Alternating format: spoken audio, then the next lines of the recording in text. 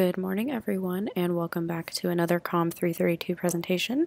My name is Erin Seaton, and today I'm going to be talking about the shape of the story as seen in part 1 of chapter 2 of Aim for the Heart. Let's get into it. So, why is the shape of the story important? How you present the story isn't always the most important thing. You may look nice on camera or have some great story ideas, but viewers won't be engaged with the story unless it is told in a captivating manner. As they say in the book, great stories may be magical, but writing them isn't magic. What this means is that you could have a great story, some great coverage on it, but unless it's written in the right way and presented in the right way, viewers just aren't going to be interested in it.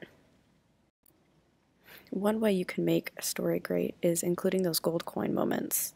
As the book says, great writers embrace the element of surprise. Don't state all the facts and reasons at the very beginning of the story, and don't throw them all at the end either. Viewers aren't going to stick around.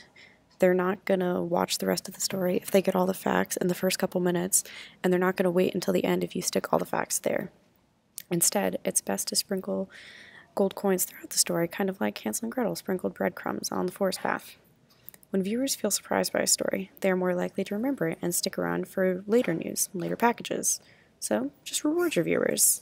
Use the element of surprise to your advantage. Next, think about structure and restructure.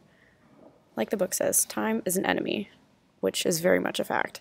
On the air, there's only so much time to air a package. There may be lots of interesting facts and tidbits, but you only have a couple minutes per package.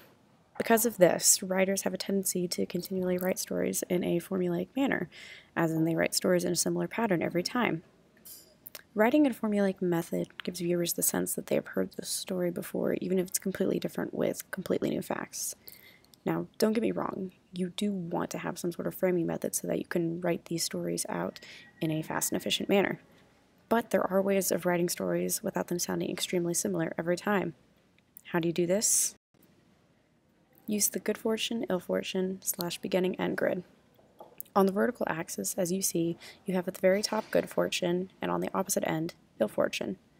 On the horizontal axis, you have the beginning and the end. The best stories utilize both ends of the vertical axis on the journey to the end of the story. So you'll want to include something at the beginning with good fortune, you may dip down into ill fortune, but end with good fortune at the end, or vice versa. This makes it more interesting for viewers to follow along so that stories don't become stagnant in the same formulas time after time. Some other ways of structuring stories are the tried and true, aka fairy tale method, as we have our girl Cinderella here to display that. You've got the setting, you've got the complication, you've got the resolution, and then you've got the conclusion. This works for some standard news packages, but if you really want to shake things up, you can use the upside down method. What happened in the story? Well, let's give a little background as to what happened. Now let's get back to the main action and see what's going on, and then ultimately, the conclusion. These different methods kind of help shake things up and make stories more interesting, more captivating to follow along with.